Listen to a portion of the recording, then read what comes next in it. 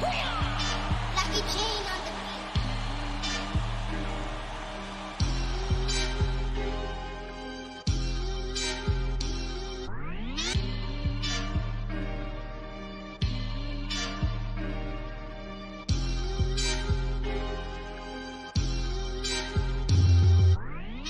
You're listening to the Bear Down Chicago podcast with Logan Bradley, Ryan Dangle, Patrick Sheldon, Brendan Shagrew, and Jack Wright.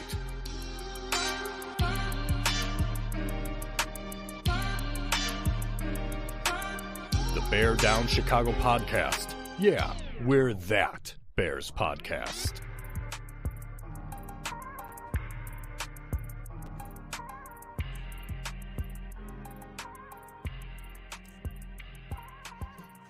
What's up, everyone? Welcome into another edition of the Bear Down Chicago podcast. This is our regularly scheduled show after we had to do an emergency special episode yesterday with the Justin Fields trade. I am Brendan Shagrew. I'll be hosting today. We do have Ryan Dangle on, but I decided to take the keys and drive.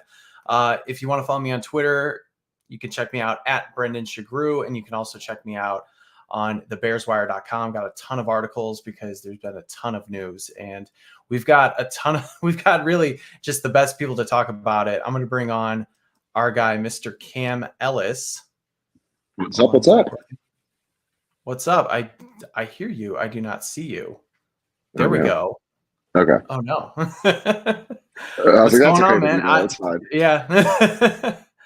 How was your honeymoon? I totally forgot. Ryan reminded us that that you just got back. How was everything?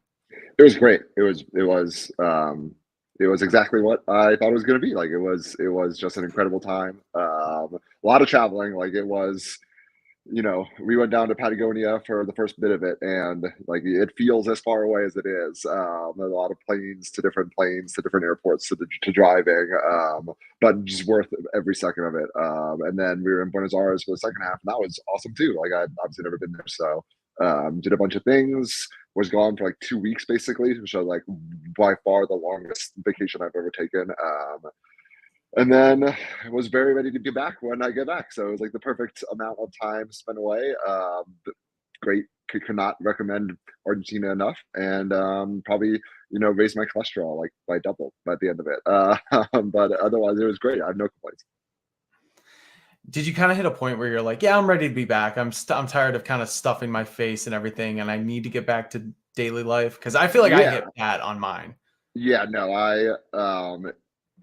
the last couple of days, I was getting a little bit like I'd sort of gotten to my fill, I would say. And then the days are just structured so differently there in terms of like people don't eat until like 9 or 10 at night, and there's more of like the 4 to 7 siesta where everything shuts down, and so like going out doesn't start until like 12 or 1, so that was a struggle at times. But it was nice. It was nice. I was ready to be back when we got back. Yeah. Nice. Well, congratulations again. That sounds awesome. Always good to sort of just disconnect. And yeah, now we get to talk about Bears. I'm going to bring on a guy I have not seen in a long time. Holy crap. Look at that beard. What in the hell? Patrick Sheldon, my friend. Yeah, I haven't shaved since Friday, so thrown out a little bit. How are you guys doing? It's been forever. Cam, what's up, my friend? I'm doing good. How about you? Good. I heard some talk about stuffing face, and I was like, great time to bring me on. Perfect segue for this guy. Yeah. It always is. Hey, Sheldon, I'm really excited to see Providence this week. I think it's going to be a great game. And oh wait, they're not in the tournament. Listen, I've got some words for the committee and the Big East commissioner here in a little bit. That was a disaster. Not even for, because I know there's an argument for Providence, but like St. John's, I'm more pissed off about Indiana State because St. John, Bobby Avila. Oh my God. Yeah. Seton Hall too. Holy crap. Yeah. You take the second best conference according to KenPom, the Big East, and they have the number 1 overall seed in the whole tournament, a number 2 seed and a number 3 seed, and that's all they get. You're telling me there's nobody else in that conference, a 13-7 in conference Seton Hall team, St. John's and Providence, what they've done this year. Providence has the most quad one. No team with that many quad one wins and that many games above 500 has ever been shut out of the tournament. Providence is the first one. It's the conference is too strong to get only 3 bids. It was ridiculous. Yeah, that's it's a weird year. I don't know. I know we could talk a lot about that. And I do feel genuinely bad. I think like I like to, bust your balls, but it is pretty BS. But we'll also bring in our normal host who decided to take the day off, Ryan Dangle. By the way, you can follow. Go ahead. Sorry. No. Give the follows first. That's more important than my story. I forgot to do that. Follow Ryan Dangle on Twitter at Ryan Dangle. Follow Cam Ellis at Kingsley Ellis, and then Patrick Sheldon at P_Shells. Mr. Dangle, go ahead. So that was an awesome show, and the numbers that we got, especially on our audio only listeners, there's still a lot of people that are not checking us out on YouTube. That's fine. We like that you're hanging with the Bear Down Chicago podcast. It doesn't matter where you're hanging out with us on YouTube, on Twitter. We don't care, but the audio only numbers were like really, really good. And I'm really happy about that because my wife was ready to divorce me. She works overnight at a hospital. And I walk in and she goes, 2 nights a week. I get to shower by myself with no children yelling at me. And this time you go outside to podcast and guess what? Our youngest daughter just was losing it through the whole thing. And so I was like, I love you. I love you so much, which is why tonight I was like, boys, I think I'm out. And then she's like, I'm going to sleep. And I was like, all right, I'm in, baby. I'm in. Let's go. So it's not every day Justin Fields gets traded. If my wife happens to watch any part of this episode, I love you, Kate. I love you so much. Thank you for letting me spend time doing Dungeons and Dragons, Chicago Bears style. Ryan, I see you also shaved your luscious locks for St. Baldrick's Day. So yeah, dude, it was crazy, man. The amount of money that was raised by people that I know that are just wonderful human beings. It was over 2,600 for people giving me money, which is insane. And Patrick Sheldon, you were very much a part of that. And then the other thing was crazy is the event was over $33,000. And so just amazing cause. And I'm lucky enough where it grows back. So just gotta let that happen now. Do you notice that it grows back any slower, like as the years go by? Like, do you ever get nervous that like one of these days it's just maybe not? What I will say, Cam, is that this time, as I'm picking up the clumps, I go, "Yo, bro, that's way more gray than I've ever seen before." Yeah, it's a nice way to like chronicle time by just being like, "Oh, it takes longer and it's a little more gray this time around." Yeah. Oh man. All right, we have a huge episode. I mean, there is so much to talk about. Before we do that, though, we got to thank some very special people who help make this podcast run. First off is our guy, Jeff Cadwallader. He has been working so hard since the beginning of the year to expand his real estate services that now includes commercial properties, if you haven't heard. And he's killing it. It doesn't matter if you're a business owner, a homeowner, or an investor. If you're looking to buy, sell, or lease commercial or residential properties, Jeff's your guy. So make sure you call or text Jeff Cadwallader with SVN Landmark today at 630-254-4734 or visit him online at genevajeff.com.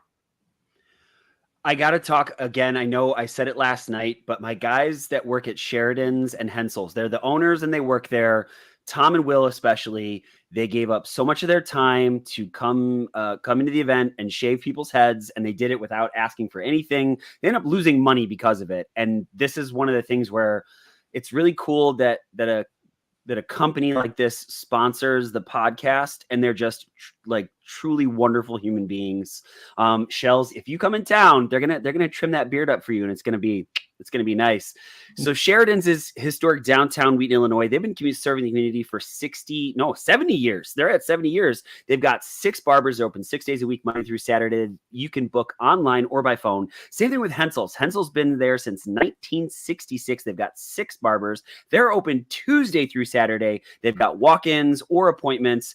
Either case, folks, you want to head to Sheridan'sBarbershop.com or HenselsBarber.com and schedule your appointment. You can't miss with these guys. If you do go, please let them know that the guys of the Bear Down Chicago podcast said hello. if you're going to go too, guys, it's where traditional meets modern.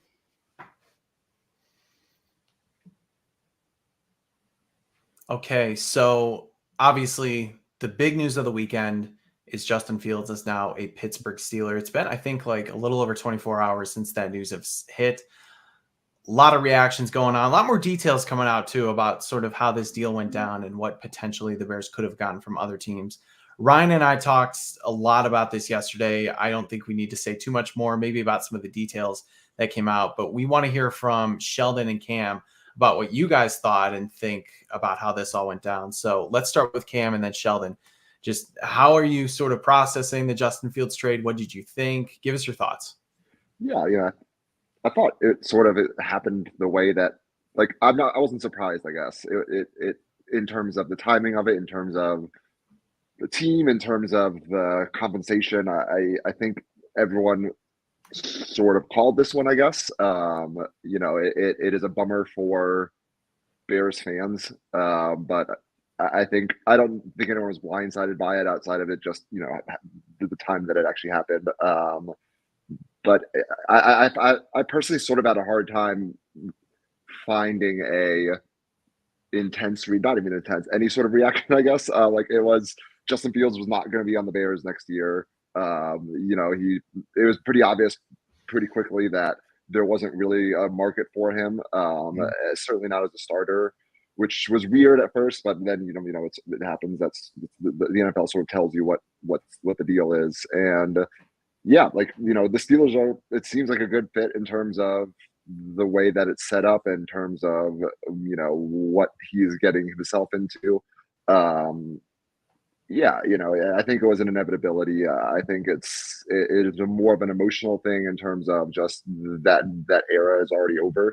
That's what's the weirdest part to me, is that it feels like a year ago it was just a whole new, the Justin Fields era was just beginning, and like that's it, if anything, it was just a sign of how quickly things change in the NFL for me. But like I certainly wasn't surprised by it by any means. Yeah, it was funny. I was on Twitter today and somebody asked me a question about it, and the honest answer is I'm just like fatigued. I feel like a good portion of Bears Twitter has completely sucked the fun out of the offseason for me as a Bears fan. Part of that's my own doing, just going on the app every day, but I'm happy it's over. I'm happy Justin Fields is ending up in Pittsburgh. I think that's a really good fit for him. Tomlin seems like the kind of guy that will really work to maximize his players' strengths and fit their scheme and what they do to the player week to week, game to game. So I think that was a really good landing spot for him. But just in terms of the overall, the madness that went on this offseason, just a quick comment about Bears Twitter, like, grow up and let's just move on. Like the last 6-7 months have been so petty and so pathetic to watch. Like, accounts and people that, like, I thought, that I held in high regard, and I'm seeing things and I'm like, just move on, guys. It really is sad.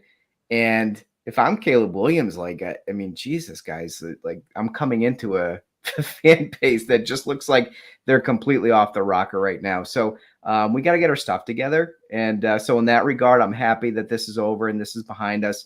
I don't know a lot of the details you guys are referring to that came out today. I've been dealing with some sick kiddos. And so I haven't really been looking at that stuff, but I'll say, like, the one thing that was in the back of my mind was how, if at all, was the fact that the Bears didn't have access to Caleb's medicals and he postponed his visit. How, if at all, did that influence the timing of when Poles decided to deal him? And maybe that's been answered in these new details you mentioned, but that was something that was in the back of my head, just kind of wondering as this process unfolded. So the details that came up today and a little bit last night too, Courtney Cronin from ESPN alluded to it, and Ian Rappaport gave a little more clarity on it. So it turns out that at least 4 teams inquired about Justin Fields, and there were supposedly higher offers on the table. At least, I guess, according to Courtney Cronin, at least one team offered a package that was better than what the Steelers had. But Justin Fields' representatives did not want to go to those 4 teams. I don't know if it was all the teams or how serious the offers were, but he wanted to be a Steeler. So Poles decided to do right by him, take the lesser compensation to make sure that Fields felt, I guess, appreciated, and he actually did do right by him. So that's kind of the details that came out. It's not like we don't know what those offers were, but I highly doubt it was anything like a second round pick or anything, because if it was, like, he's definitely getting traded at that point. But I'm sure they easily could have done a little bit better than a conditional 6th round pick next year that could turn into a 4th if Fields plays 51% of the snaps. If that's true, so I'm sorry, Shells, you okay? Just really quick. If that's true, that's unprecedented, right? That a team would say, this will help us in the future, but that's okay. We're going to do right by the human being that, again, we touted him so much yesterday that I'm not going to say anything more other than the phenomenal leader, the phenomenal guy, the high character, hardworking guy. If it is true that they could have gotten a better deal, but that they did right by Justin Fields, like that's one of the first times I can say, like, I'm proud of the Bears front office. Like I can't remember ever saying that, like, at any point in my life. And that's one where I can. Was there any word on like the timing of those offers? Because I thought there was a rumor before the combine that they got an offer and the team that made it thought it was like more than fair. And it almost led me to believe that Poles thought he could get more for Justin Fields.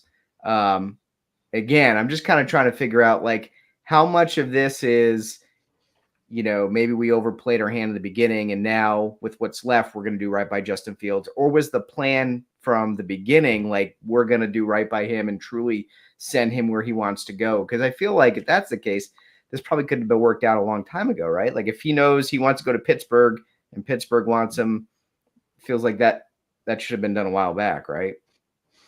I think the whole thing was fluid, honestly, because you think about the quarterback market in the last week and a half, really, honestly, week, considering, Kirk Cousins and the Kenny Pickett trade and Gardner Minshew going to the Raiders, you name it. So many quarterback dominoes had to fall.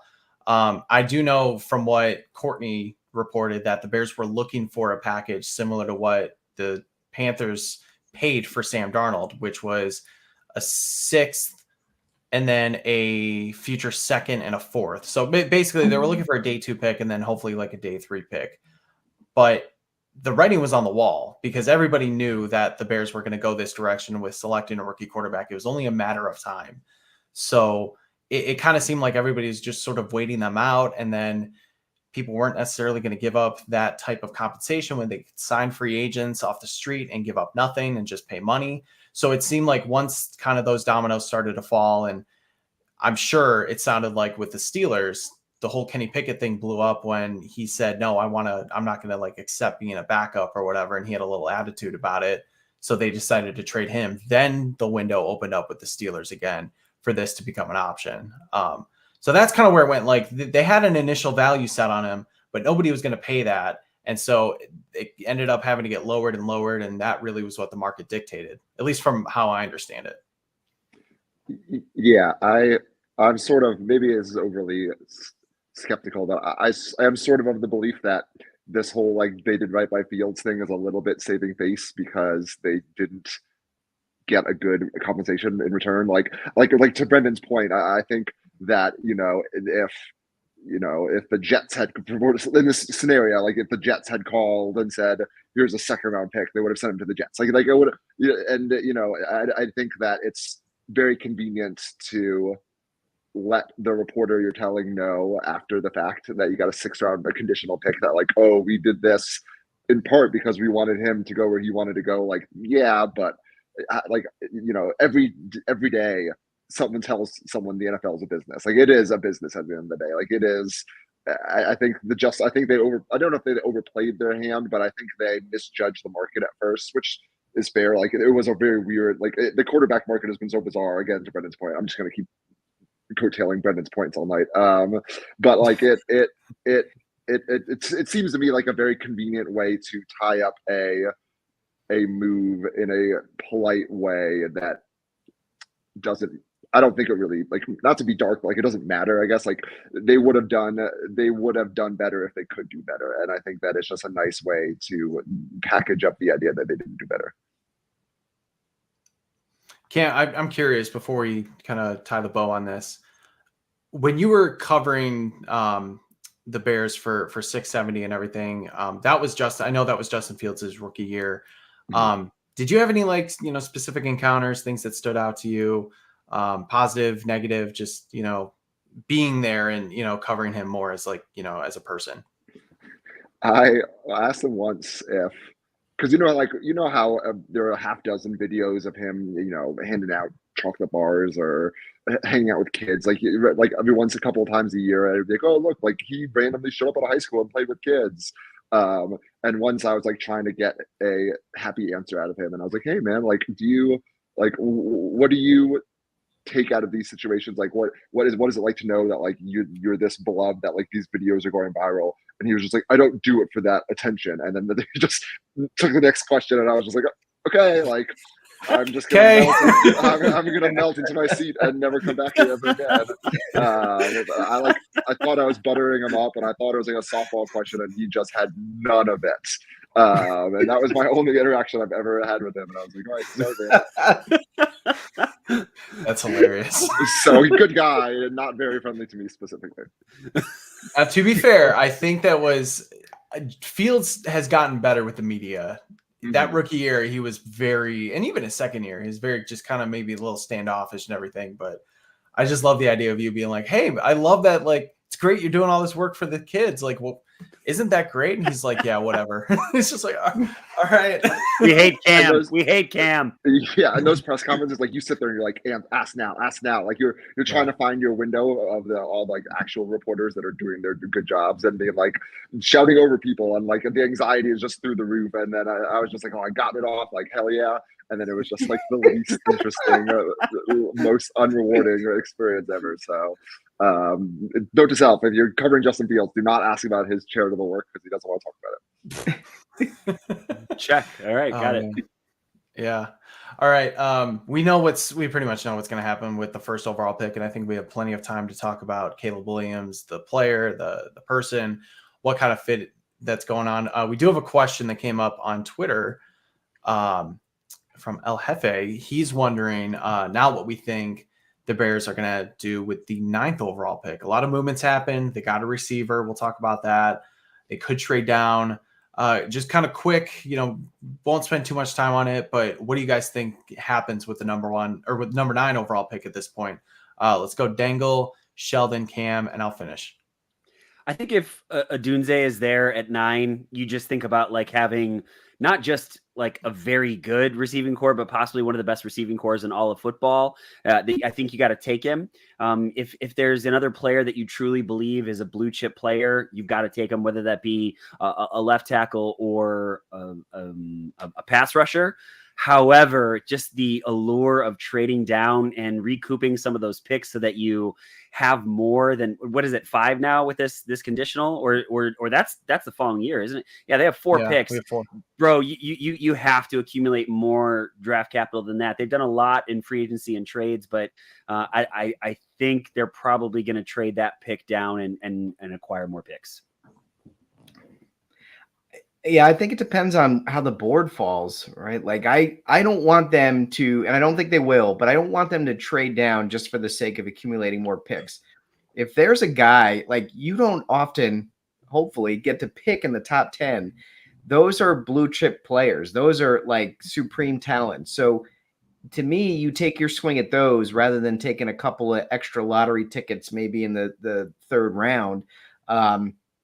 Because I think like, you're not going to get a ton to move down 2-3 spots. You're going to have to move down considerably to get like a decent return, right? So like to me, the cost benefit weighs in favor of staying at 9 and taking a top 10 talent.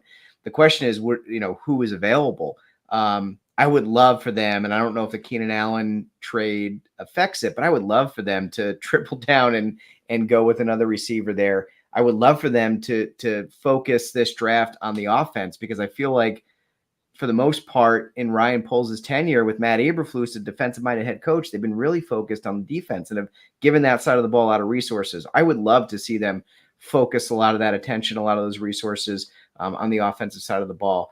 Now, with that said, if they can slide down a few picks and pick up some more draft capital, and they feel comfortable that they'll get one of their top guys on their board by moving back, then I'm okay with that. But just don't do it for the sake of moving down and getting those extra picks.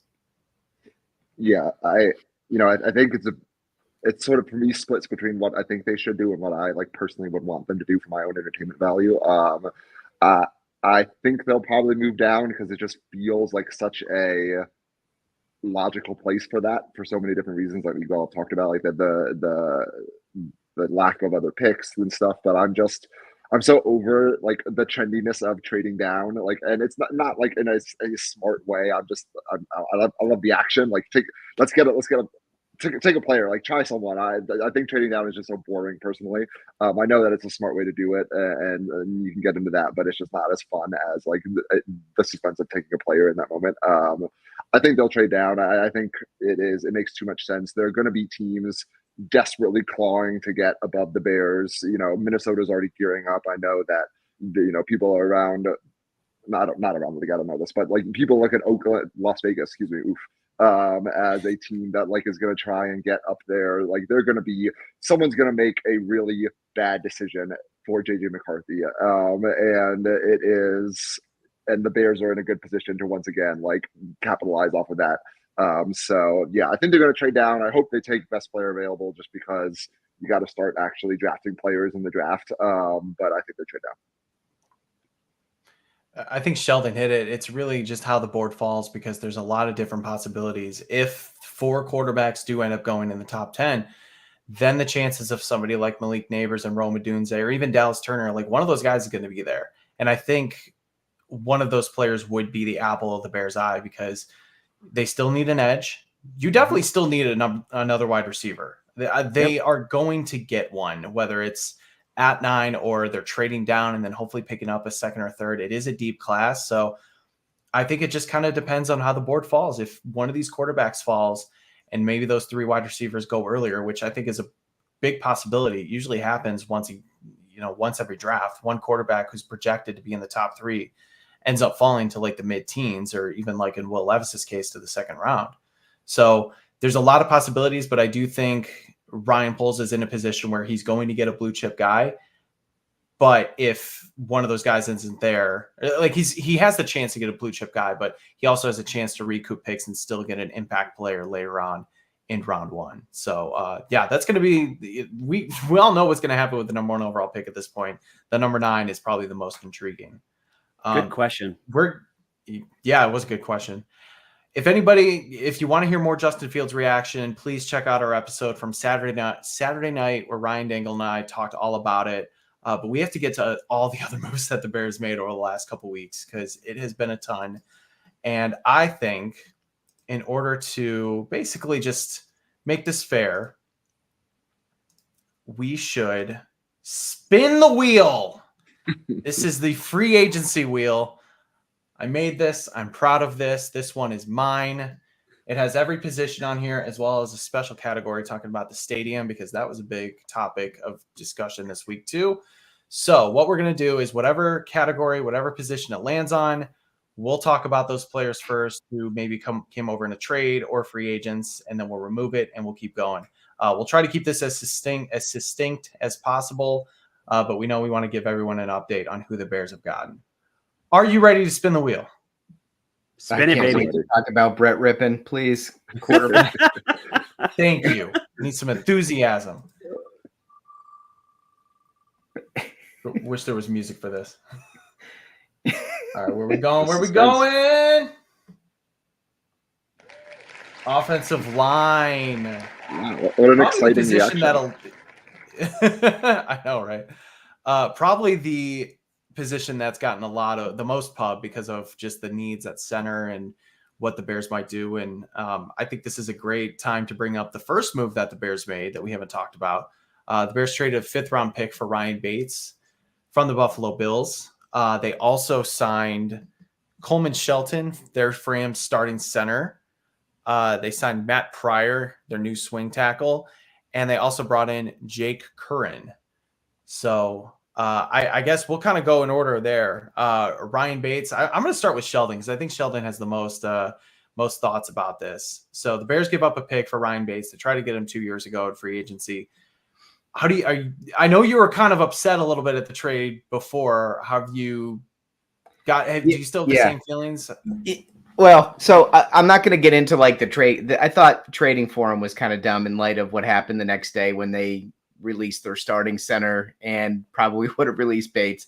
But that aside, just looking at the move and what it does for the Bears, it makes a lot more sense now if Coleman Shelton, no relation, is going to end up being their starting center, because I think Bates makes sense as that versatile, can fill in at center if need be, can play both guard positions, is really good depth for this line, which has needed it. And we've seen examples over the last couple of years where the lack of depth has absolutely killed them. But his position versatility is completely neutralized if he's a starting center, right? Because if somebody goes down, then you got to move two positions. If you're going to say, oh, well, now we need to move Ryan Bates, our starting center, to guard and then bring somebody else in to play center, that doesn't make sense either, because now you're disrupting two positions for one injury. So the versatility argument never really made sense to me if he was going to be a starting center. If Shelton's a starting center again, and I know they'll compete in camp, and it sounds like, they'll go at it and whoever prevails. But in an ideal world, I'd like to see them have Shelton as the starting center and let Bates be that guard depth, because you just know one of Jenkins or Davis is going to miss time this year. It's just, it feels like it's inevitable. So kudos to Ryan Poles for bolstering the depth. I think that was much needed. It's an area I've been criticizing for a while. I know, Dangle, you have as well. You've been on board with me. So I'm glad to see them add some much needed depth to this offensive line. I will say, with just the contract that he has, because I think he's owed like $4 million this year. Some of those backup linemen were going like $5-6 million, even closing in on like 7 or 8 at times in free agency. They were getting paid a lot of money. So they did have to give up a draft pick, but they're not paying much for him. And obviously this is a guy Poles has coveted. Cam, do you think it was worth them sending a pick, especially now that they've given up another one and only have 4 picks, to get somebody like Bates? Yeah, I mean, I don't think it was that bad. Like, you're not going to write home about the deal, but I don't think it was terrible. I think it's sort of. I do agree that like they probably felt dumb the next day. Like, I think that that didn't, even if it was just totally coincidental. Like the optics of how that all played out did not look super great for the Bears. But as far as like grading the trade in a vacuum, I think it's fine. I think you need your offensive line depth, and they gave up what they gave up. I didn't have any problem with it. I was not like, oh wow, like that was an overbuy or anything. I thought it was funny. Like, I just think it's funny when teams try and go after the same guy for like multiple years. Like, I don't even know why I find it funny, but it just feels very much like he was not going to be denied that, even regardless of whatever year it was. Like, they almost got him, and he was like, I don't care. Like, I'm just going to get him at one point, so I can say I did it. But Sheldon said, there are going to be so many injuries that he's going to play at some point, because that's just how the offensive line works in the NFL. Like, someone's not going to be there for a game or 2 or 15. So it was fine. I think it's hard for me, at least, to get too over excited about depth signings like this. Like, I sort of just like, it is what it is for me personally. But I don't have any problem with it. I thought it was sort of fair for what it was.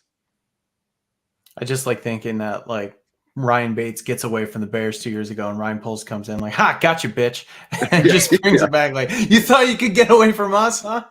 You will be in Chicago. It's going to happen. Like, whether you like it or not, we will have you play here. I get my guy. Oh man. I was gonna ask Dangle who he thought who's gonna be the starting center. Is it gonna be Coleman Shelton? Is it gonna be Ryan Bates? Because I know Brad Biggs he talked about that Ryan Bates was going to be the starting center. Then they get Coleman Shelton, and he's saying, well, they're probably going to compete for it. In my opinion, I think it feels like Coleman Shelton would have the inside track. He's been the center for the Rams. He's an up-and-coming guy. But I just don't know if that's still the plan. It's going to be interesting to see what happens in, at least to start OTAs and then training camp to see who's going to be there. But Dangle, do you have an opinion or just kind of prediction on who's going to be the starting center, Coleman Shelton, or Ryan Bates? I do hope that it's Coleman Shelton, just because 36 snaps. So just peeling back the curtain for everybody that's watching us on YouTube. I spent a lot of time making these graphics. I thought I uploaded them all correctly, but I didn't. So I've been scrambling to try to get this shit ready to roll. So we're a total high quality podcast here. So I'm going to throw this one up here. I hope it's Coleman Shelton. Now I know he wasn't great, but he was significantly better than what we had. And Ryan Bates played 36 snaps last season. So I just the Bills are a good offensive line, and dude couldn't crack the starting offensive line. Coleman Shelton, I know, gives up a lot of pass pressures, but I'm hoping, with my fingers crossed, that good guard play will help him a little bit in that regard. That's where I'm at. Best man wins more than anything else. Just somebody that can play and not give up a ton of sacks to Caleb Williams, whoever's playing quarterback. Yeah, I agree. And man, he's a handsome guy. I will say, football wise, yeah, look at him. I don't know. You know what, Ryan? The graphics are phenomenal. You know what they remind me of and how good they look? Do you guys ever watch the Tonight Show with Jimmy Fallon when they do like the superlatives? Yeah. It looks exactly like that. Well done. Nice. Thank you. I spent stupid amounts of time putting these together, and now the Ryan Bates one, it's just gone. I can't find it anywhere. And so, I just little thing in the corner that says trade, no, it's gone now. So just for all of you that are watching, you probably don't even care, but I do. So we're just, it feels like an omen. Like the Ryan Bates was not there like that. And remember this next August.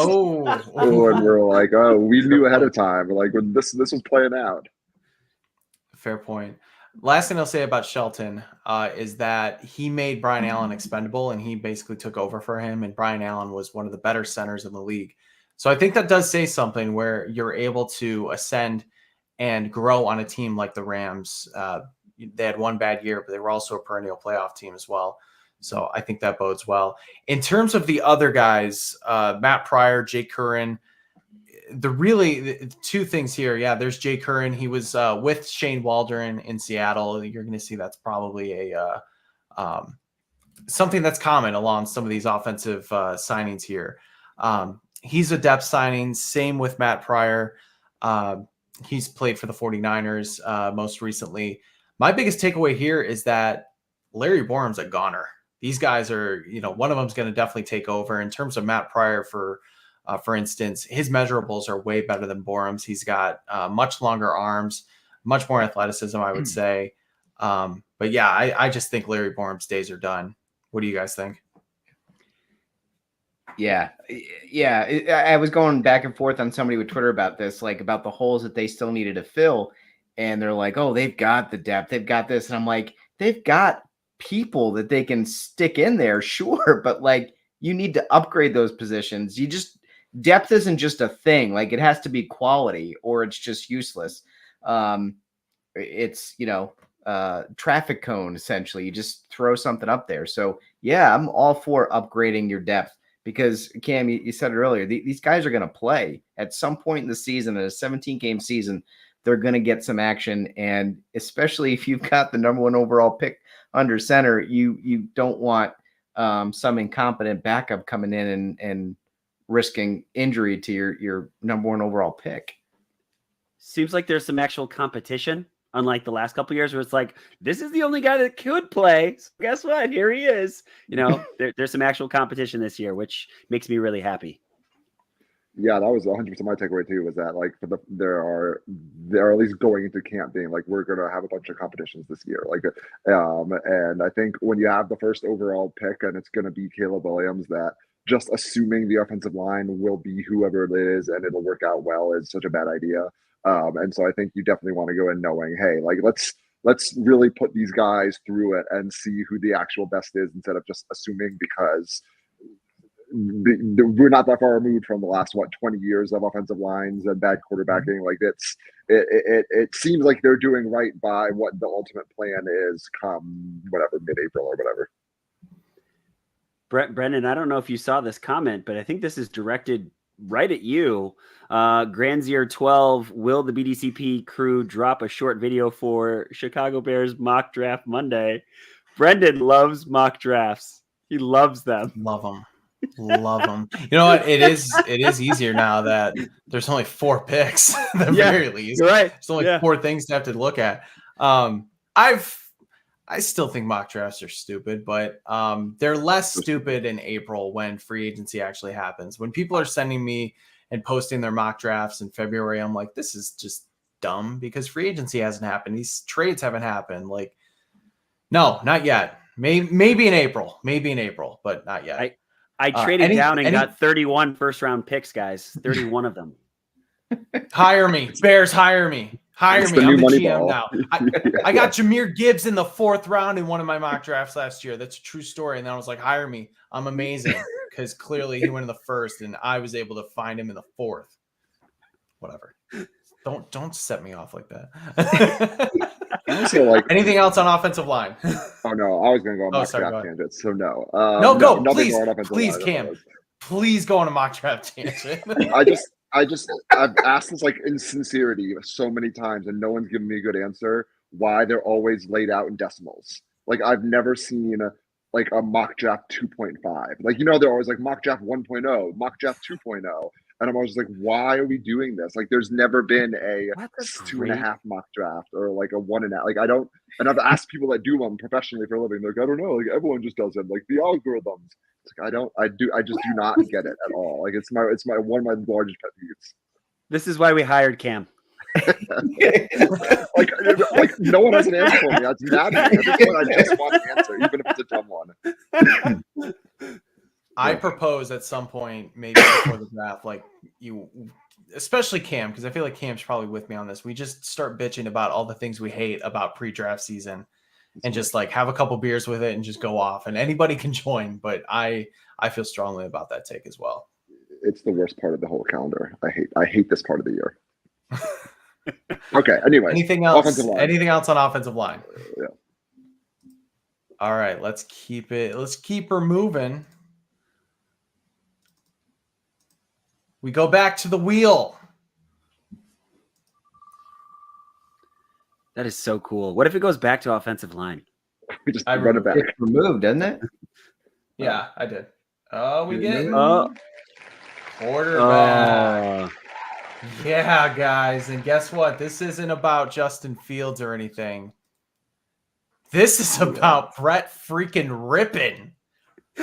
Yeah. He signed in the middle of the week to a 1-year deal. He spent time with Shane Waldron in Seattle. He's also been with the Rams and the Denver Broncos. He is the nephew of Mark Rippon. But guys, I cannot.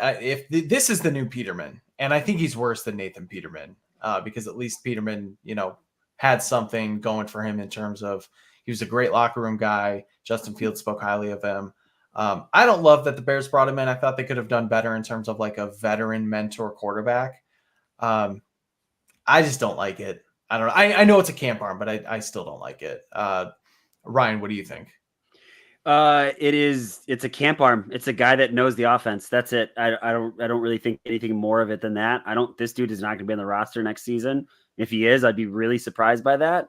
I think it's literally just, hey, the offense. It's one more voice that can help with that.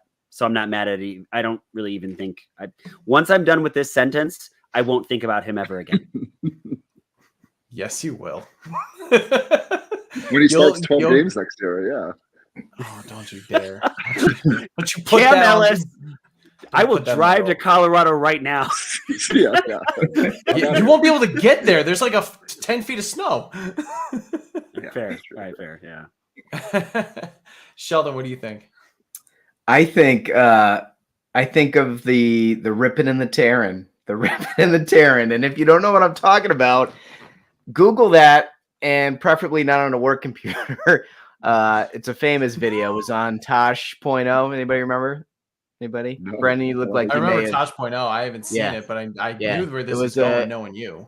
Yeah, it was on an episode of Tosh.0. It was pretty great. So Google that, just not on a work computer. Guys, I think there's already a QB controversy in Chicago. I mean, this guy's already got a rapport with the center from LA. They're coming over together. Could be a package deal. I'd expect some fireworks there when training. I know I could care less about Brett Rippon. I have no idea who he is or what he does. I didn't know he was Mark Rippon's nephew until you just said that. So No, I've got nothing. I also Cam, have anything nothing. to add? No, I'm not even prefacing this by it's like I have nothing, but like I don't have anything to say. Like, okay. Yeah, Grandizer 12. Sorry, that's really smart comment. Yeah, he looked horrible for the Rams, so bring him on. We know bad quarterbacking here in Chicago. Yeah, Yes, let's we see it. do. Let's see how bad it can get. Like, if there's one place that ironically appreciates a truly bad quarterback performance, it's the Bears. So in that sense, it's nice that we have next year's candidate already squared away, and it's only March. I mean, it's like, to be serious about it for a second, it's all about supporting Caleb, right? Like, Yes. who's going to help him the most learn the offense quickly? Because the whole team's going to be learning a new offense essentially. So it's like, to me, these moves have ulterior motives, and there's some purpose why they wanted this guy, because he doesn't make sense in a vacuum. Like, why the hell would you bring over Brett Rippon unless you felt he could serve some role or some purpose to further the development of your number 1 overall pick? I think we've What do you spent guys- too much time. Oh, sorry. Okay, Cam. what would you guys put odds are that, like, when is the first time you're going to hear someone be like, he looks good in camp, like maybe he should start the first month of the season, just like that's going to happen at some point. Someone is going to seriously say that, and I just want to know when you guys think it's going to happen. Not for Brett Rippon, but I mean, if Tyson Bagent continues to be the QB2, that is a very real possibility. I forgot he existed too, man.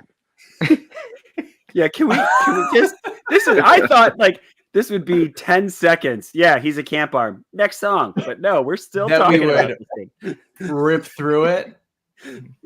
Ooh. I know. That's right. No, That's right. No. Yeah, just let that simmer. Okay, back to the wheel.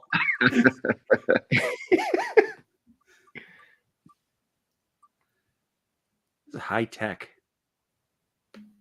It's a wheel. The most high tech Tight of all end. places. So this one is interesting because I think this is one of the better signings that the Bears have gotten. They signed Gerald Everett to a 2-year deal. Comes over from the Chargers, has also spent time, a Shen Waldron guy, has spent time with the Seattle Seahawks and the LA Rams. This is I don't think it's even a low key. I think it's a great signing. I mean, with how much Shane Waldron wants to run 12 personnel with the tight ends, he is somebody who can both block and receive. And he's been as consistent as they come for the last few years. He's pretty much he has been a lock for 400 yards and 4 touchdowns, which is not bad for a second tight end. I'm very happy with the Bears getting him. They get a familiar face who knows the offense. They got him cheaper than Noah Fant too, who went back to the Seattle Seahawks, who was also a potential option to join the Bears. I really think that this is a low-key great signing and much better than Robert Tonyan, because Tonyan was pretty much one-dimensional. Obviously, he sucked last year, but even when he was coming over, you pretty much knew he was just going to be a receiving tight end. I don't think that's the case with Gerald Everett. Let's go. I want to hear from you guys, Cam, Ryan, and Sheldon. Yeah, it's definitely an upgrade. I think it's sort of in the same, vaguely speaking, mold as Cole Kmet, who's like they can do both and is a little bit better, obviously, at the passing game than a run blocker. Although Cole Kmet's getting better, I begrudgingly admit that he's okay. It's a good upgrade. I agree that they're going to run a lot of them out there together. They're giving Caleb Williams or Brett Rippon options, and it's an upgrade. Like it's a good sign. It's a smart signing.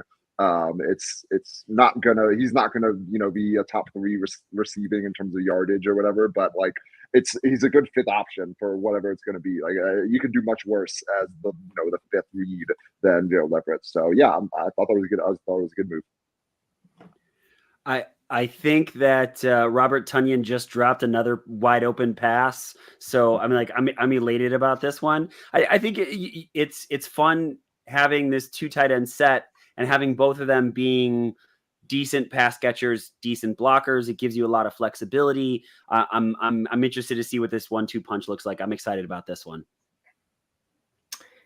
Yeah, I don't have a whole lot more to add to that other than to say if I had a nickel for every time I picked up Gerald Everett off of waivers in my fantasy league, I would be making more money than the Bears are paying Gerald Everett right now. How did he do for you, though? You know, he's a 400-yard, 4-touchdown guy, Brendan. What do you mean? What do you do for me? Like, I played him at the wrong time. I played him the wrong weeks. I put him in and he did nothing, and then I sat him and he went off for like 150 yards and 2 scores. So how do you think he did? Can we just really quick? I made it in 2 leagues. I made it to the championship and then scored the fewest points I had all season long. So I'm like, I'm going to make big money. No, not at all. So still salty about it. Thanks, Sheldon. I forgot about that till you brought it up. So thank you. Anytime, brother. All right. Let's go back to the wheel. I can't double click on it. That stinks.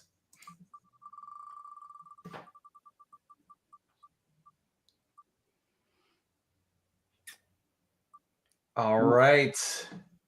Defensive line and linebackers. This one should be pretty short because the Bears haven't done jack shit with these positions really so far. By my count, they've signed just 2 guys. They signed Jake Martin, the edge, who's been just pretty much everywhere. I believe he was in Seattle as well. But he's essentially the new Rasheem Green, where he gets a few sacks every year. He's been around a bunch of places. He's purely a depth signing. If you go into the season with him as your starting defensive end next to Montez Sweat, we're screwed. And then the linebacker, I'm going to say this right. I looked it up. Amen Ogbogbemiga. I still screwed that up. Ogbogbemiga. Yeah.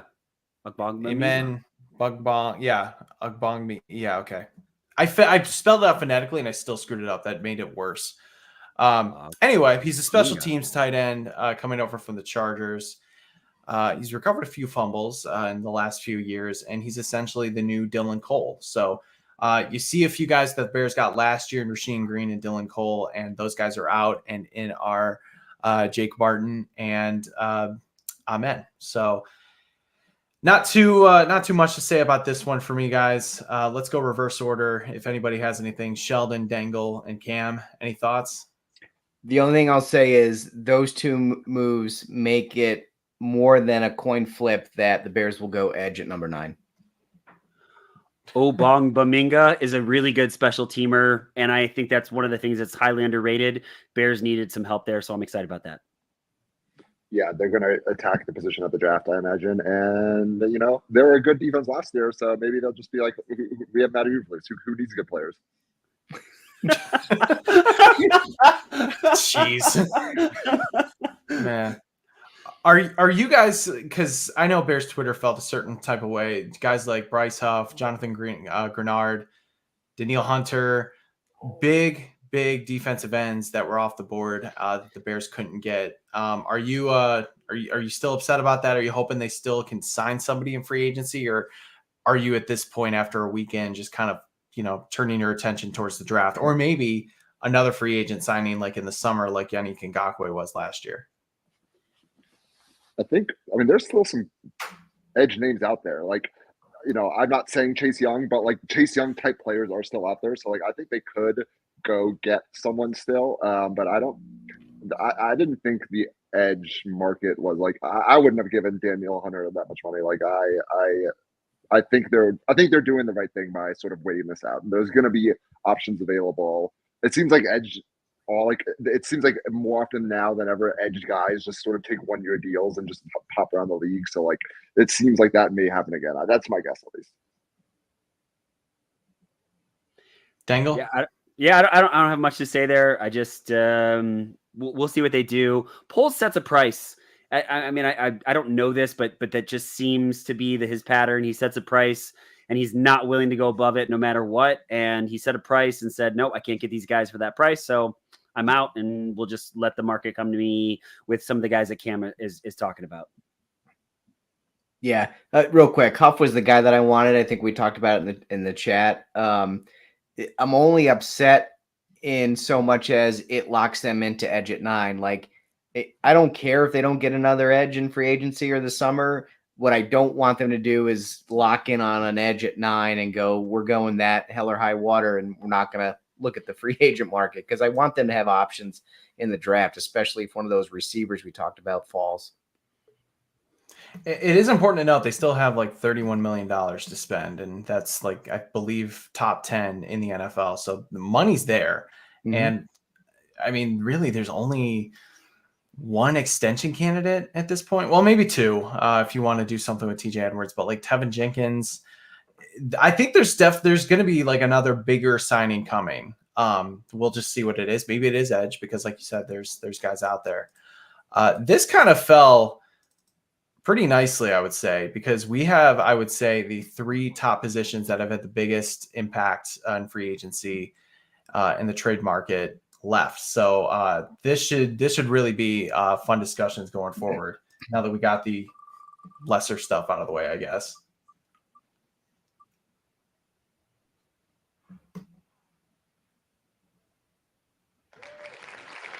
Defensive backs. Okay, so 2 big moves here. One of them, really, I think people forgot about it at this point. The re-signing. Oh no, it was Kevin Byard. That's right. I was going to go somewhere else, but no, that's okay. Put it up. No. I think you're right. You got to talk Jalen Johnson first, right? That's when I didn't make a cool graphic for him. Sorry, Brennan. Oh, that's okay. I mean, like technically it's a re-signing, so the Bears didn't have to go out to free agency to get him. But a couple weeks ago, the Bears put the franchise tag on Jalen Johnson, and then a week or so later, they're able to figure out, maybe a few days later, actually, they were able to figure out a 4-year deal worth $76 million. Actually pays him below the franchise tag number. So they actually saved on the 2024 cap hit, and with how the contract was structured, they saved about $7.5 million, I would say. So great move. I mean, I think all of us were in agreement that Jalen Johnson needed to stay. He's the leader of the secondary, coming off a career year, big leader of the defense too. Now pretty much the only leftover veteran from the defense from the Ryan Pace era. Yeah, great signing. I was hoping that this would get done. I had a feeling that things were going to kind of trend there, because it just felt like the 2 really wanted to get this done, and they saw the value in it. So just really happy it got done. Let's go Cam, Dangle, and Sheldon for your guys' thoughts. Yeah, I thought it bodes really well for Ryan Poles. Like all my initial reactions were all not really focused on like football fit, because like he's good and he's going to be good. But he managed to get a cornerback who at one point asked for a trade to, like, he mended that relationship and then gave an extension that was pretty smart, objectively speaking, in terms of how it's structured and stuff, to a homegrown player. Like that's so many points in terms of good GMing for Ryan Poles. I think it was just you put that with, if you want to say like the field stuff in terms of, sending him to where he wanted to go. Like there's some relationship mending and some reputation mending happening, I think, in Chicago. And I think that the optics of it are as impressive as the actual signing and anything else that you could think of, because I think it's just, it signals that the Bears are serious, and it signals that he's a good GM to work with. And there are so many, for me, there's so many optics things that they did well here versus just, it's a good football move. Yeah, I totally agree. He's getting his guys paid, and so it was a good deal. It was a good deal for both sides. I'm really happy that he's there. He's one of the best cornerbacks in the entire NFL, and they got a deal done. And I don't know what, other than be excited, I don't know what anyone else is thinking about that. Yeah, Cam, the point you hit on about re-signing a homegrown player, I think is huge. I think it goes a long way in the locker room, because up to this point, I may be wrong, Kmet was the only one, right, that had gotten re-signed in this group. And so to show the rest of the team that you reward your own, and if you work hard, and I know he's a leader in that locker room, and you can tell when he does his press conferences, and his weekly hits on the sports talk radio. He's just like, he's so composed. You could tell he's the leader of the team. So bringing him back, I think, is not just great for the team on the field, but off the field in the locker room, the morale. I thought it was just overall great move. How crazy is it that the 2020 draft class, you didn't have a first round pick, first of all. You had 2 seconds, Cole Kmet and Jalen Johnson. Both of them re-signed, both of them good players. I mean, objectively, I know we joke about Cole Kmet, but I think he's a good tight end and worth the contract that he signed. And then Jalen Johnson as well. You also had Darnell Mooney, who got big money with the Atlanta Falcons. Guys, this was the draft that the Bears and no NFL team had, like, the information that they're used to, because it was the start of COVID. Like, they couldn't do these like personal visits. Pro days were getting canceled. And yet the Bears had their best draft class in the last like 10 years. What? I don't get it. Like, that's just crazy to me. Oh, I get it. If you guys maybe seen the meme, I put it up there, the Seinfeld episode, like when every one of your instincts is wrong, go with the opposite. And so like when you study and evaluate picks and you don't have that option anymore, maybe that's what the Bears need. They just need to go against their own instincts. Or just do the draft from home. Like that was the infamous Matt Nagy picture, right? That was that year. Yes, it was the play sheet wall of the beginning of the end for Matt Nagy. I was convinced it was that picture. Everyone was like, "What are you doing?" There are so many bad memories in this podcast today. Just yeah, that's what I'm here for. Bad memories, baby. That's my gig. Oh, man. All right. Well, obviously, we know what the Bears have in Jalen Johnson. What we may not know yet is the newest signing coming over for the secondary, free safety, Kevin Byard. So he was actually the first free agent to sign because he was released by the Eagles prior to free agency opening. So he was able to sign anywhere. He signed a week ago. Was with the Eagles in 2023 for half the season. He was traded from the Titans. He was a former All-Pro, really good really good safety back in the day. Didn't have a great year in 2023. Part of that might be due to the fact that he did trade teams. The Eagles secondary completely imploded the second half of the season. You could just watch the Buccaneers wildcard game to understand that. And Byard maybe wasn't the cause of it, but he was certainly part of what happened there. I know Jack, I wish Jack was on because I know he really likes this signing, especially considering it seems like an upgrade from Eddie Jackson. I have more thoughts, but I want to hear from you guys first. We'll go reverse order: Sheldon, Dangle, and Cam. Yeah. Who was the guy, Shagru, you retweeted that put the complete jinx on him, saying that he has like never missed a game or a practice or something like his entire Chris career? Chris Emma. Yeah. He said that in his opening press conference, and everybody ran with it. I'm like, oh, crap. Why would you? Come on, Chris, don't do that. Like, I feel like he's now, just put the absolute curse on this poor guy. But no, I mean, it's a fine signing. Like it would have been a better signing 2 years ago. Kevin Byard's a little bit older now than he was, I think, the last time he signed a contract. So, it would have been great if we could have got him 2 years ago, but it's fine for what they need. I mean, you could tell the safety market, there were a ton out there, but they may be being devalued across the NFL at the moment. So I don't know that you're going to see the kind of deals that Eddie Jackson got at one point in time for the safeties. But, I think this is just a gap fill until they can find somebody in the draft for a long-term solution. Sheldon, you literally took my point from me. I mean, that's what I exactly was going to say is this guy, he's a stopgap solution for a year or two. And he has to be better than Eddie Jackson because Eddie Jackson was abysmal. I know we talked about Eddie having some personal issues at one point, and my heart does go out to him. But at a certain point, like, I'm a Chicago Bears fan and I want to see the Bears play well. And Eddie Jackson was a hindrance to that. I don't think he did really much of anything good this entire last season. And so, I mean, if Byard can get a half a tackle, that's already going to be better than what Eddie Jackson was producing last season. So that's how I feel about that one. Yeah.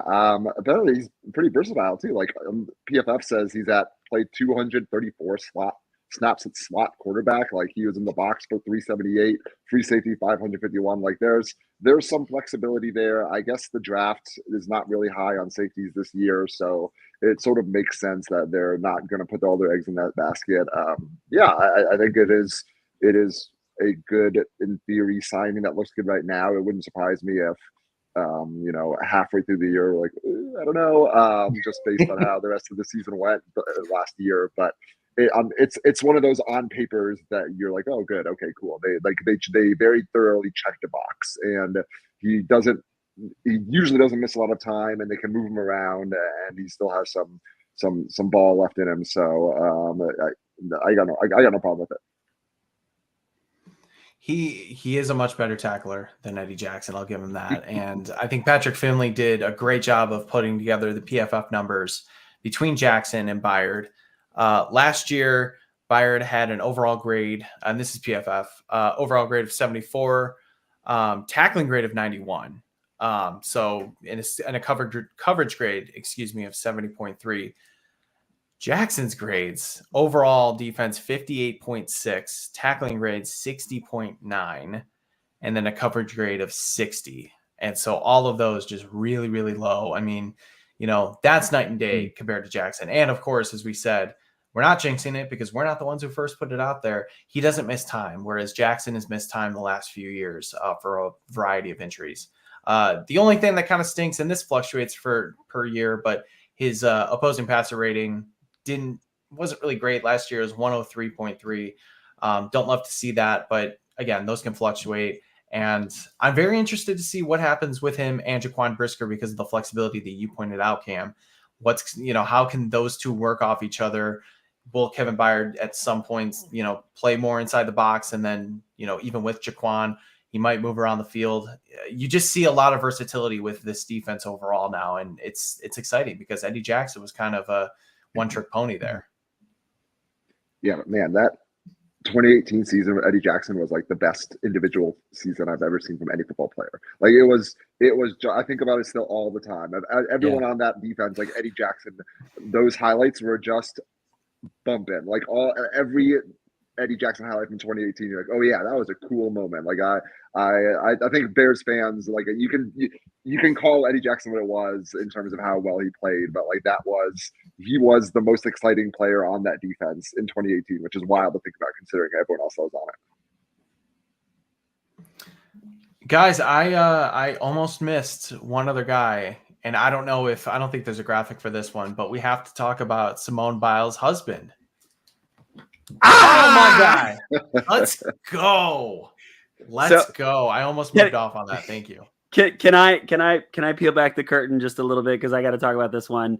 My wife and I, we met through gymnastics. I coached gymnastics for a really long time. My wife coached gymnastics for a long time. It was really hard to find other gymnastics people that like to talk about football. We found a couple of them. And my wife, the second this signing happened, she sent me a text message that said, I'm going to every single home game ever. I want to see her. I want to meet with her. So we're not quite Swifties, but this is probably the next best thing that we got going for us.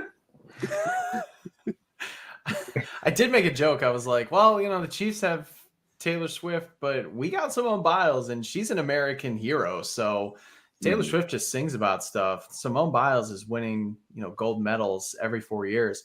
I was thinking about this. And again, just not where my head's at. I totally forgot the Olympics were this year. And I'm like, I wonder if she'll be at like Lake Forest because you see like where the friends and family are. And I'm like, oh wait, she'll be competing for Team USA. Never mind. She'll be in Paris, but Lake Forest, Paris, it's hard to tell which one's which. Chicago has quite the collection of super couples on their sports teams with like them and then Dansby Swanson and Mal Pugh. Mal Swanson, I forget what she goes by now, but we're accumulating quite a bit of like super athlete couples here. So I'm all in on it. In terms of Jonathan Owens, I was just going to say he's a depth player for the Packers last year. He started 11 games, though. Really had a career year with the Texans where he had 125 total tackles, and he was the starting safety for the entire season. he's going to be probably your third rotating safety with his versatility. So that's kind of his role on the team. I'm sorry, Dangle. No, it's only one other thing I got to say is when they signed him, I wasn't thrilled. I don't know if you guys remember this. It was one of the dirtiest hits on Justin Fields of the entire season last year. It was super late. It was a head-to-head. It was one of those where, yes, I understand defensive back is an incredibly difficult position to play, whether it be safety or corner, doesn't matter. He could have avoided that hit and he didn't. And so I'm not overly thrilled to have this guy, but my wife is, so I still owe her for causing trouble last night. So I'll just go ahead and say, let's move on. Caleb Williams will get those calls, so it'll be okay. I still, I know. Are we sure it's not JJ McCarthy? No, I'm just kidding. Oh, geez, don't even. Dangle tried to ask me, he's like, is there any way? I know. Like, watch it happen, and then people will show up at my door with pitchforks. Like, all right, a couple more categories to go.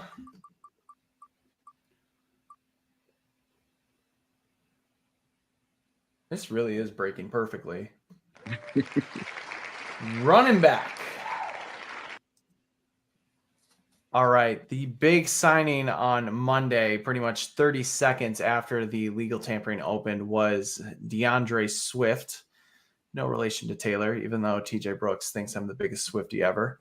DeAndre Swift signed a 3-year, $24 million. Yeah, there's TJ. Speaking of Swiftie, yeah. DeAndre Swift signed a 3-year deal worth $24 million. Coming over from the Eagles, he had a career year last year. Hitting 1,000 yards, helping them get to the playoffs. He probably should have had a lot more touchdowns too. I think he only had like 5 or 6, and he could have easily had 14 if he wasn't tackled at the 2, and they just did the tush push to get Hurts in the end zone. I want to save my breakdown to the end, so I want you guys to give your initial thoughts about this signing. Let's change it up. Let's go Sheldon, Cam, Dangle for this one.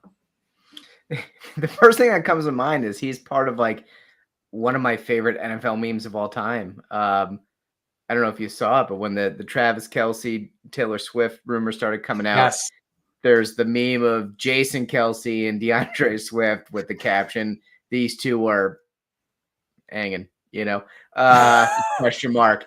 And one of the best memes I've ever seen. It had me dying for days. I'm glad. I'll say this: I'm glad they didn't break the bank for Saquon Barkley. So this seems like a good change of pace back for them. I do wonder what this says about how they feel about Roshan and his development. I don't know, maybe nothing at all, but it seems like maybe they are not as high on him as at least I once thought. But no, I think it's a fine signing. They didn't break the bank for a running back, so I'm okay with it. Yeah, I didn't love it. The Bears.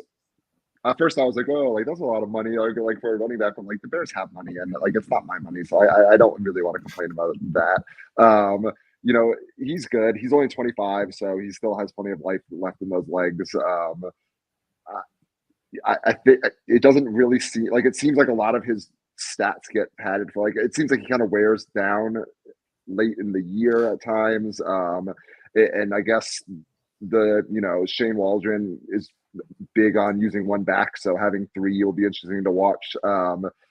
I don't know how necessary it was, but again, like it's not my money, and the Bears needed to spend some of it, so it's fine. I don't think it's going to make or break the season, but I don't think it ever hurts to surround your rookie quarterback with talented offensive players, and that's what they did here. So I don't really have a problem with it. It certainly isn't my favorite signing of the offseason for the Bears, but I don't think there's no running back free agent signing that is looked upon great because no one thinks running backs should get paid. So in that sense, it was fine. I don't think this is sexy by any stretch of the imagination. And I do think it's a little bit funny that David Montgomery is playing for the Lions and DeAndre Swift is now playing for the Bears. But what I will say is that I think it gives you now a somewhat complete backfield, meaning that you have that shifty pass catching running back in DeAndre Swift.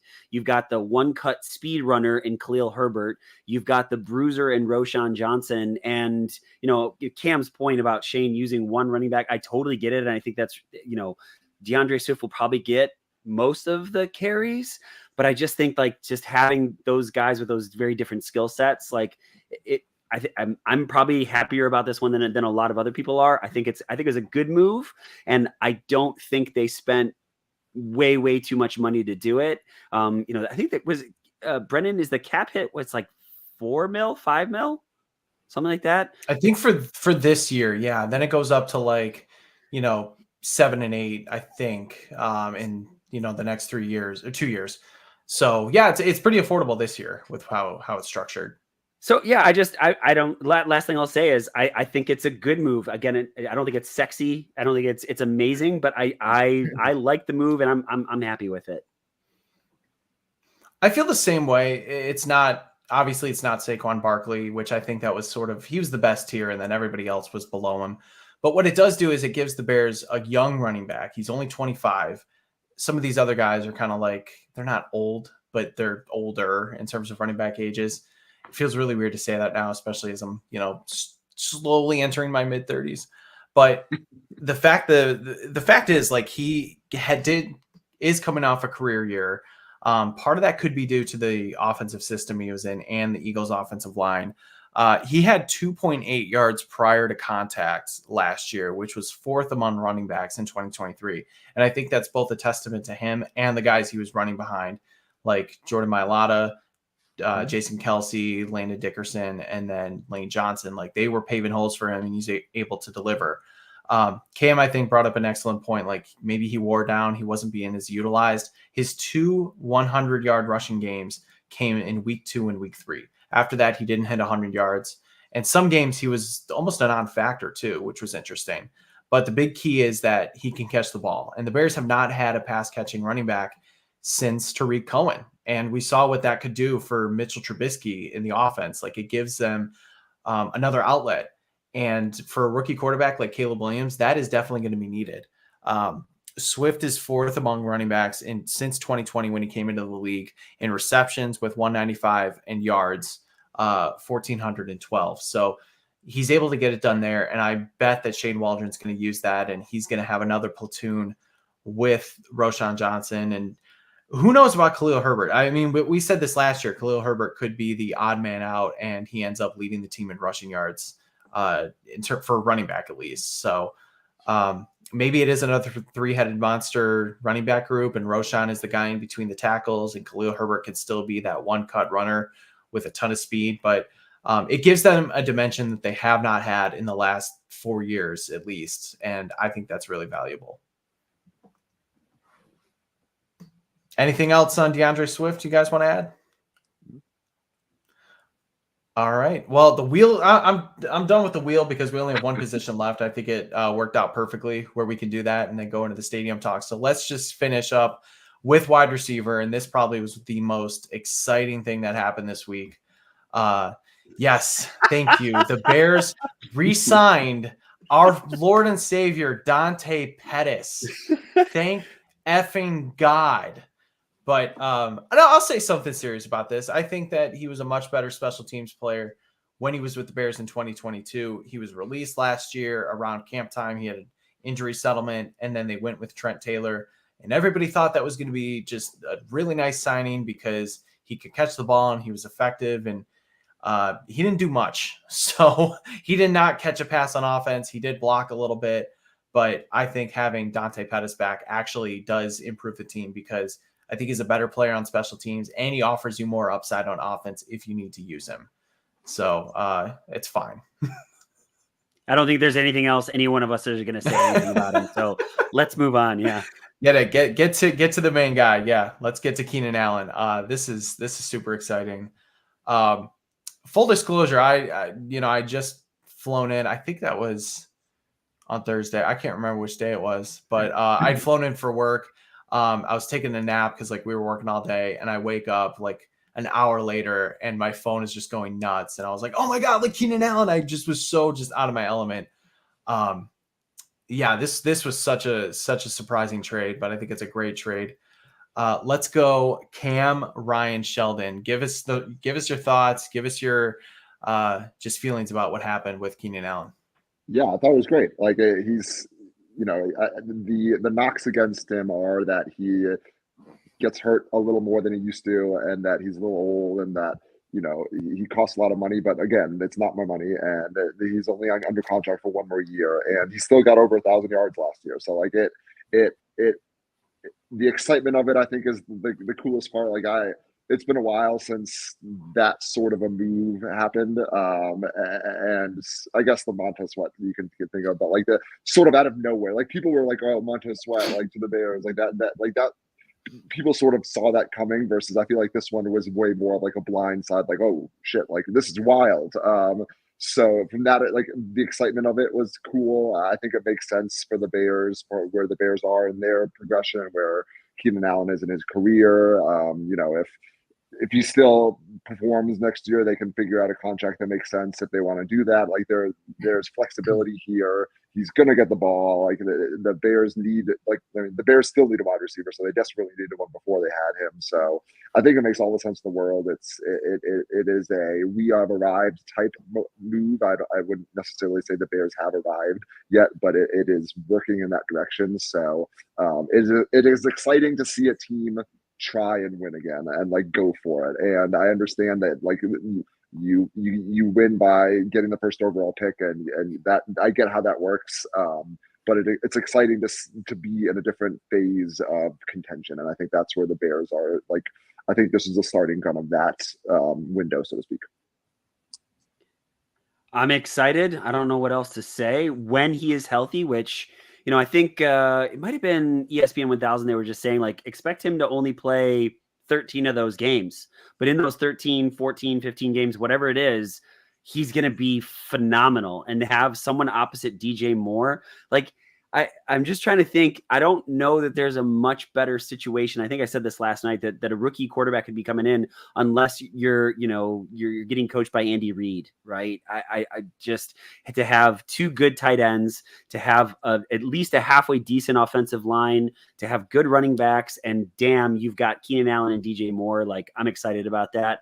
And I don't care that he's a little bit older and that he's costing a little bit more money, because if he gives some productivity, half of what he did last year, that's better than anything we had last season.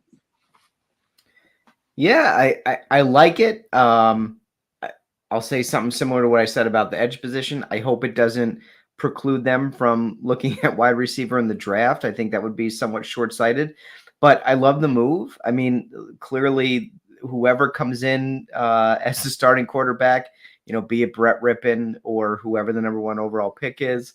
That's a joke, guys. If you're just joining us, it's a callback from earlier. I don't really think Brett Rippon's going to be the starting quarterback, but they're clearly setting up Caleb Williams for success. And it's a welcome change considering what they did for Justin Fields and what we've seen them do historically. So, my gosh, I mean, pairing Keenan Allen with DJ Moore and some of the other options they have on offense, you couldn't ask for a better situation to come into as a rookie quarterback.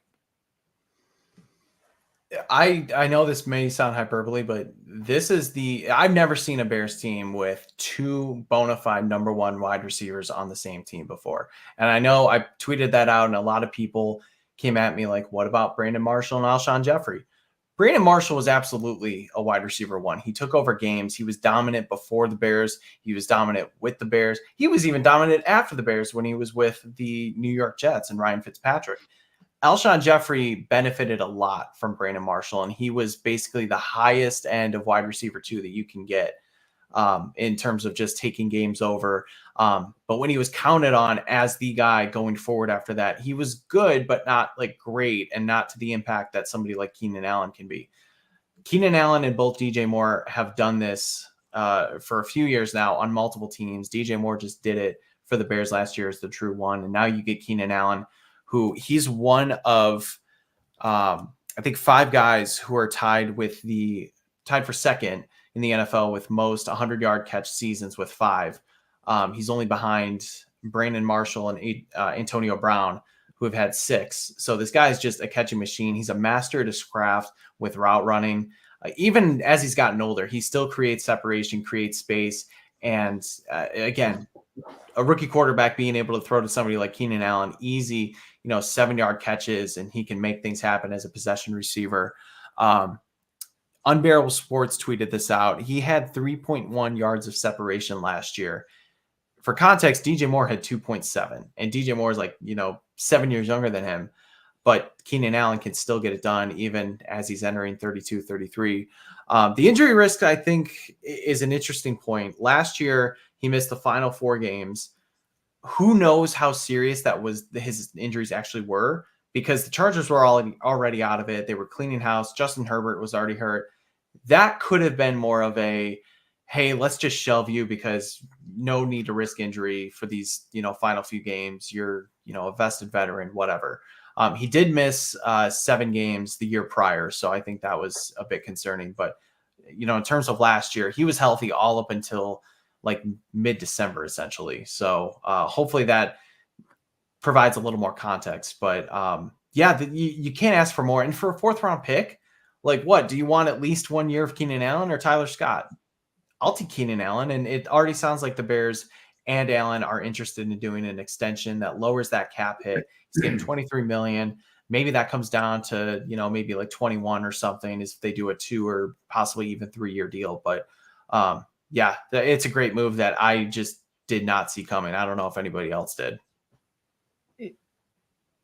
What are the Chargers doing? What is their what is their plan?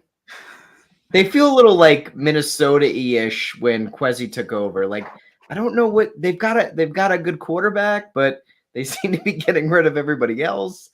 What are they going to do? I'll tell you, Tom Telesco absolutely effed them. And I really just totally screwed them with the contracts that he handed out and the fact that they traded for Khalil Mack, knowing that Ryan Pace already screwed that up before.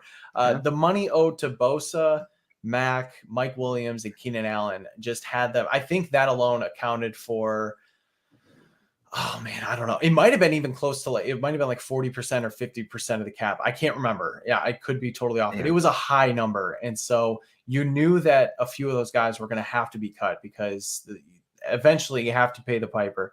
And they released Mike Williams. They had Mack and Bosa restructure, and they asked Keenan Allen to take a pay cut too because they were so in the hole. And he said, no, I had my best season. I'm owed this money.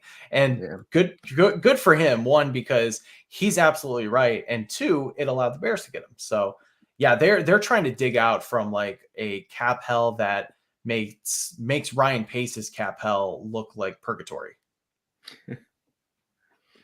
I also wonder, I know, the Bears quarterback stuff is well regarded.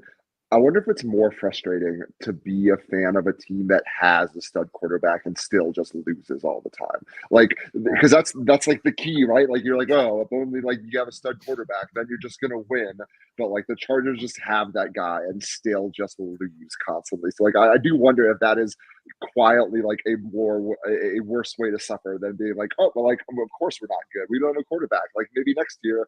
I don't know, but I wonder how bad how miserable it must be to be a Chargers fan. Yeah, that's a great point because you know how tough it is to find that guy. So you're this is our once in a lifetime guy, and we can't take advantage of it. And I didn't think about it like that, but that's a good point.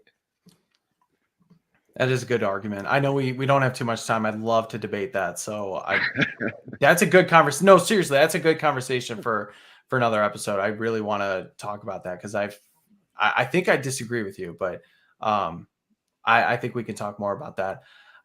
Look, the last thing I wanted to just kind of get your initial thoughts on before we head out of here was the fact that the Bears pivoted towards building a lakefront stadium now. Reports came out that they're wanting to invest $2 billion for a publicly owned stadium on the lakefront, moving away from Arlington Heights. I, for one, am just exhausted with all of this. Until the shovel gets put in the ground, everything's talk and politicking, but I think this was a pretty major move for the Bears to, for this to get out. I don't know what you guys, if you have any thoughts or if you're with me on that, Sheldon, Dangle, Cam.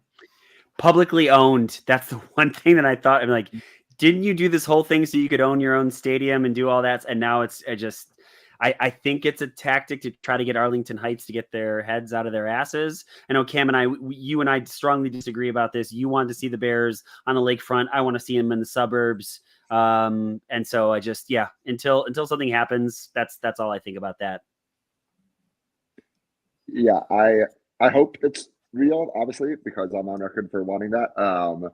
But I agree that it is, I think, hardball in politics. I think it's interesting that this has gotten here. Like this, I think that's more interesting than anything else, because a year ago it was, we don't care about the lakefront. Arlington Heights is the future of Chicago Bears football, and it seems like someone somewhere dropped the ball somehow. Like I'm surprised that it's gotten to this point in terms of the posturing. Yeah, I can't imagine the Bears want anything other than to own their own stadium in Arlington Heights and spending all that money and being able to have all those revenue streams all for themselves instead of having to share some of it with the city. So I can't imagine, again, it's anything other than a negotiating tactic and using it as leverage. But my gosh, if they do end up staying in Chicago and they lose all that money because they have to share the stadium, and they lose they have to sell the property in Arlington Heights. I mean, like, what a disaster that would be for an organization that is no stranger to disasters. But man, that would rank up there with some of the greats. You guys pretty much hit on all of my points. The only other thing I'll say is that I think it's great that the Bears and the mayor's office, Brandon Johnson, are working well together this time. But look, I mean, politics, things happen, things change, other people get elected, and who knows if that's going to be the same case with the next mayor of Chicago, if whoever that ends up being. We don't know, obviously, what's going to happen with Johnson in a couple years. But look, if somebody else comes in and they don't want to play ball with the Bears, now we're right back where you started, and things just aren't where they need to be. So, yeah, until a shovel gets put in the ground, everything is just politicking to me, and I'm ready for this to be over because I just want the Bears to play in a state-of-the-art stadium and have a winning team. Mm-hmm. We talked about a lot tonight, just because it's been a while. It's been a long time since we've all been able to talk and connect on Bear stuff. So we're gonna have probably more regular episodes going forward in the spring. I know there's a few guests that we all want to talk with. But we'll have more debates going forward, but it's time to get out of here and do some shout outs. So let's start with Ryan, Cam, Sheldon, and I'll wrap it up. I just have two to give out. The first is to the insane amount of people that hung out with us tonight. I was just watching the numbers and just kind of ecstatic to see a lot of you must be new. And so hang out with the Bear Down Chicago podcast. We love interacting with all of you. Lots of stuff in the comments section. So thank you to all of you that are new. Please hang out with us. Be an audio only listener. Hang out with us on YouTube, whatever it is. We appreciate you. And the only other one that I have goes out to one of our regular listeners and people that we interact with is Mark Jansen. I put out a GoFundMe for a friend of mine whose niece is 4 months old and was just diagnosed with cancer. And so he not only retweeted it, but he also donated generously. So Mark, thank you. I appreciate you very, very, very much. And that's it, man. Thank you. You're amazing.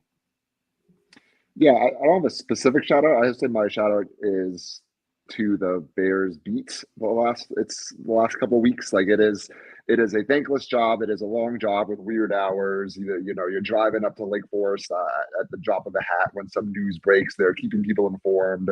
For people that work in NFL content that aren't on the beat, they are an invaluable source of information and news and useful tidbits, and they just get a lot of shit from people on the internet for it. So shout out to them. It's been a long week, I imagine, and I appreciate this. Chicago especially has a really good Bears beat, and so shout out to them for all the good work they do.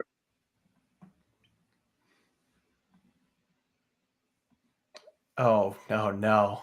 Sheldon, I tried to unmute you too. I tried to help you. No, I don't have a shout out. I've been sitting here trying to think of one. I've got an anti shout out, which we talked about at the beginning of the show. Nice. The Big East Commissioner Val Ackerman and the NCAA Selection Committee. just an absolutely horrible job all around. So maybe congratulations for doing a piss poor job with the one thing you have on your plate, which is to pick the best 68 teams for the NCAA tournament and for promoting your Big East brand, Val Ackerman. You guys have both failed miserably in that endeavor, and I'll applaud you for that. So my anti shout out to the NCAA selection committee and the Big East commissioner, Val Ackerman.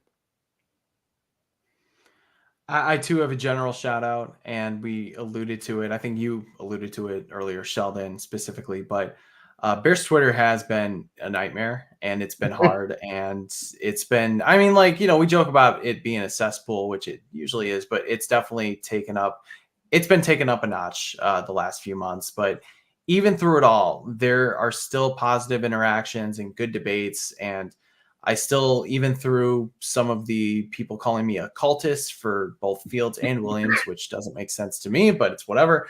I've still had a ton of great engagements and people I've talked with and people who support us and support me in the work that we do.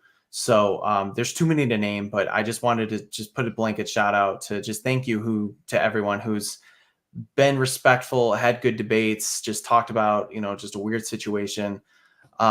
And now we can move forward on it and hopefully just get back to having more regular, just fun debates and interactions, because that's what this is for. It's sports.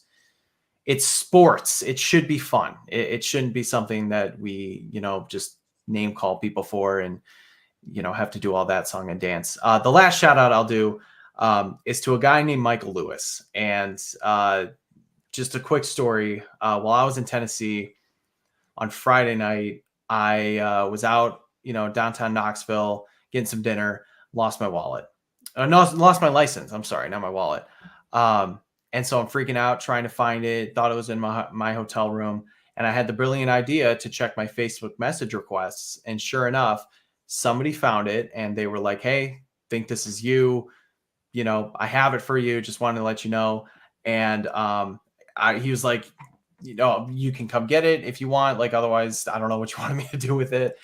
And so me and a coworker ended up driving out like 15 minutes to this bar in Knoxville. I personally thought, I was like, well, I could die. So, need somebody else with me because this seems shady. But he did send me like the picture and everything.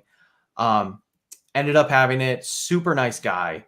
Just salt of the earth. Really appreciative of him. And he was just like, yeah, I wanted to do right. And and he talked about being a former Marine. He's back in Knoxville talking about just how much he loves the place.